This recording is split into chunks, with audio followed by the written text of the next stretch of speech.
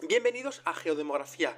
Como es sabido, el 28 de febrero, con el ataque por parte de Estados Unidos e Israel a Irán, comenzó la Operación Furia Épica, y con ello la guerra entre el mundo anglosajón y hebreo contra el mundo iraní y chií. Lo primero que debemos analizar fríamente es la respuesta que dio Irán. Desde un punto de vista de la rapidez, la intensidad y eficacia, podemos sacar las siguientes conclusiones. Rapidez. Bueno, pues Irán dio una respuesta rápida, una respuesta en horas. No dejó espacio para una victoria limpia por parte de Estados Unidos e Israel. Esto es típico de una potencia que quiere disuadir. Intensidad. Podemos decir que la intensidad ha sido alta pero contenida. Irán ha atacado bastante, pero no ha usado todo su potencial. Por ejemplo, una guerra directa total desde el primer momento o el cierre total e inmediato del estrecho de Hormuz desde el primer día. ¿Eso qué sugiere? Bueno, pues eso sugiere cálculo y no desesperación. Y luego, respecto a eficacia, podemos decir que es mixta. Digamos que ha logrado expandir el conflicto, ha logrado generar presión global respecto al petróleo, el gas, los precios, las rutas, la tensión, pero también es cierto que Irán ha sufrido daños muy grandes y muy importantes en su infraestructura, en sus mandos. Esto significa que Irán no está perdiendo rápidamente, pero tampoco está dominando. Haciendo una lectura estratégica, lo más importante es que la respuesta iraní sigue la siguiente lógica. No se puede ganar rápido, pero puede hacer que el coste del conflicto sea insoportable para todos. Esto se traduce en hacer o provocar una guerra prolongada en múltiples frentes y con un impacto económico global. Esto es una estrategia clásica de una potencia asimétrica frente a otra potencia que tiene la superioridad en casi todos los frentes, aérea, marítima y total. Digamos que la valoración sería militarmente un 6,5 entre 10, estratégicamente un 8 sobre 10 y en disuasión pues un 7, 8 sobre 10. En conjunto es una respuesta fuerte, inteligente, pero limitada dado su desventaja estructural frente a Estados Unidos. La conclusión más clara es que Irán no ha respondido de forma débil ni caótica. Ha respondido rápido, ha escalado el conflicto, ha evitado el colapso inmediato, pero no ha logrado cambiar el equilibrio militar. Digamos que Irán está jugando a resistir y desgastar y no a ganar rápido. Esa sería la conclusión hasta la fecha, hasta el 31 de marzo del 2026, la respuesta por parte de Irán a la guerra planteada por parte de Estados Unidos e Israel. Eso es respecto a Irán. Pero unos meses antes, el 3 de enero de este mismo año, el mismo país que atacó Irán también atacó Venezuela en la operación llamada Resolución Absoluta, asaltando la residencia del que en ese momento era el presidente de Venezuela, Nicolás Maduro, y su esposa, Celia Flores, para ser trasladados a Estados Unidos posteriormente. Una vez completado el secuestro de Maduro, la que era vicepresidente en aquel momento, Delcy Rodríguez, pasó a asumir la presidencia interina y se inició una transición en la que se abrieron las puertas a Estados Unidos en todos los frentes o en todos los departamentos, estamentos de Venezuela, desde la economía hasta las Fuerzas Armadas o pasando por los servicios de inteligencia. ¿Para qué? Para que Estados Unidos penetrase en todos esos estamentos y así pudiera controlarlos y por ende tener el control total y completo del país. Pues bien, ¿qué lecciones le muestra Irán a Venezuela? Esa es la pregunta que hay que responder. Digamos que para responder esta pregunta hay que ir a un análisis profundo que ya toca lo que es la ontología de las naciones.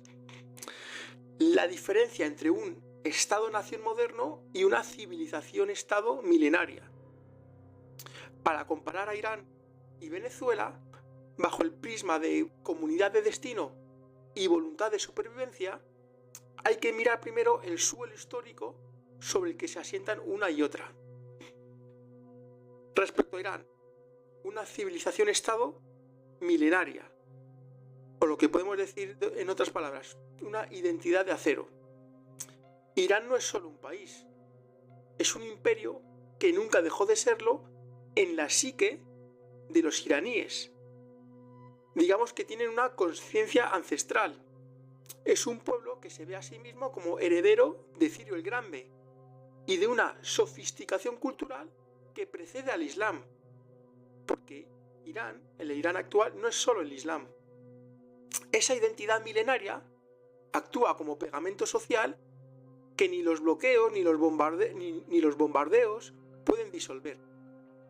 Para los iraníes, para los persas, la lucha no es solo por un subsidio, es por el lugar de Persia en la historia humana. La reacción a la muerte, o al asesinato, mejor dicho, del líder iraní, del líder persa, del líder chií, el ayatolá, por parte de Estados Unidos e Israel, se ve perfectamente. Cuando una comunidad de destino, cuando una comunidad se siente, especialmente eso, una comunidad de destino, muere su líder, no genera dispersión, sino sacralización del conflicto.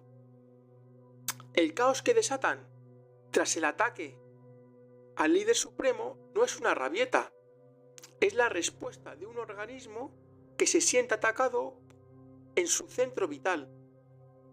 No temen el aislamiento, porque llevan siglos sintiéndose el centro de su propio mundo, de su propia cosmovisión del mundo.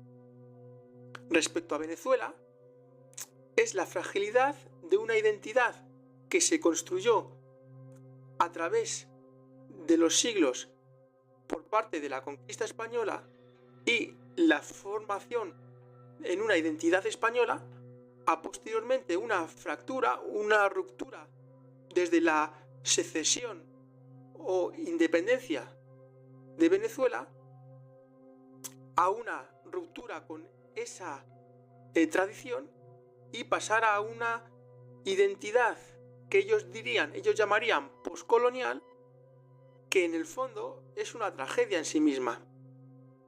Venezuela representa la tragedia de un pueblo o de pueblos o un conjunto de pueblos que tienen una identidad fragmentada, reconstruida bajo modelos que son ajenos, pero fueron ajenos en el momento en el que se construyó esa identidad hace 5 siglos y son ajenos desde hace 2 siglos de la supuesta emancipación o secesión hecha por esos mismos que se llaman venezolanos. Venezuela es una agregación de individuos, no es un pueblo. Venezuela está la aspiración por parte de la masa que se desplaza al exterior. El fenómeno de aspiracionismo estadounidense y la pérdida del idioma español a favor del inglés por parte de no solo una élite venezolana, sino incluso por parte de clases medias venezolanas que incluso en el metro de Madrid se les escucha hablando en inglés. No una élite que posee medio barrio Salamanca, el barrio más rico de Madrid, sino clase media, clase trabajadora, clase obrera, que es aspiracionista estadounidense, que se les oye hablar en inglés e intercambiando inglés con español. Una cosa rarísima, pero que se da en Venezuela y no se da en otras partes de Hispanoamérica precisamente. En Venezuela sí se da. En Venezuela el sueño es irse. El territorio no es una patria, deja de ser una patria y se convierte en una sala de espera. En Venezuela se secuestra al presidente y que el mundo exterior perciba al líder del país con las mayores reservas de petróleo del mundo como un vendedor de arepas que se secuestra por parte de Estados Unidos como si fuera eso mismo, un vendedor de arepas en una calle de Caracas, es síntoma de una falta de respeto institucional y soberana. Venezuela no logra proyectar una imagen de país intocable, como sí tiene Irán, porque no existe una cohesión interna que está rota por parte del materialismo y la división social. Por hacer una comparación entre el alma de un pueblo y un agregado de personas, entre el sacrificio y el escape, digamos que respecto a la relación con la historia, en Irán, en Persia, es milenaria. Se sienten continuadores de una estirpe, mientras que en Venezuela es una relación con la historia fragmentada y fracturada desde el virreinato, desde que fue un reino de Castilla y después de España, hasta la secesión, emancipación, y que se construye una realidad, una, digamos, identidad contraria a la contra respecto a lo de los siglos anteriores. Por lo tanto, es algo que no puede funcionar. Respecto a la lucha, la voluntad de lucha. En Irán, la voluntad de lucha es colectiva y religiosa. El individuo se sacrifica por la supervivencia del bloque, mientras que en Venezuela es individualista. La supervivencia es personal, es emigrar, o lo que ellos llaman bachaquear. Respecto a la aspiración cultural, en Irán es una autarquía cultural, es un desprecio por el modelo occidental, mientras que en Venezuela es la dependencia cultural del modelo de Miami y de Estados Unidos. El eje de la identidad en Irán es la muerte heroica o el martirio, mientras que en Venezuela es la supervivencia diaria y el consumo. En resumen, Irán es una nación que prefiere el infierno a la irrelevancia, mientras que Venezuela, hasta ahora, es una nación o un intento de nación o una supuesta nación que ha sido convencida de que su única salvación está en dejar de ser venezolanos o lo que ellos entienden como venezolanos para fundirse en el crisol del vencedor, o sea, de Estados Unidos. La diferencia es el arraigo.